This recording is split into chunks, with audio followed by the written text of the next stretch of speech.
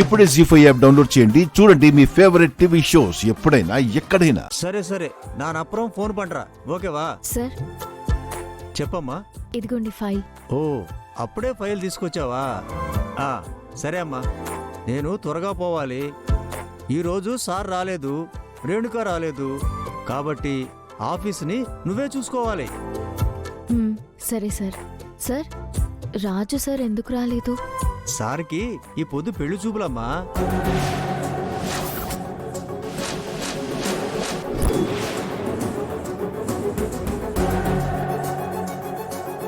రాజుకి పెళ్లి చూపులేంటి?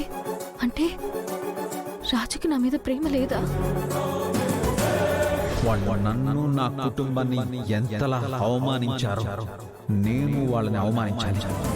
అంటే రాజు నిజంగా నా మీద ప్రతీకారం తీర్చుకోవడానికే జాబ్లో జాయిన్ చేసుకున్నాడా? నా మీద ప్రతీకారం తీర్చుకోవడానికి ఇంకో పెళ్లి చేసుకోవడానికి రెడీ అయ్యాడా?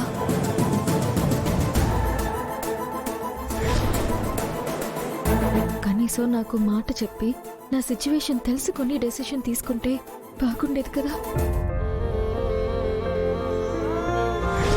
నేను మనసులో లేనప్పుడు రాజుకి లెటర్ పంపించడం ఎందుకు? ఈ లెటర్ రాజుకి కాకుండా ఇంకెవరికి దొరికినా ప్రాబ్లం అయిపోతుంది, నా జాబ్ పోతుంది. ముందు రాజుతో మాట్లాడాలి.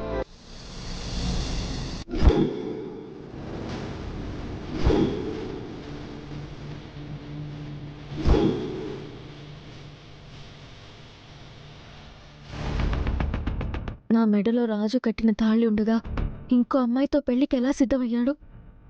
రాజుతో ఎలా అయినా మాట్లాడాలి. అత్తయ్యకి కనిపిస్తే మాత్రం ఒప్పుకోదు. అలా అని రాజుతో మాట్లాడకపోతే కష్టం.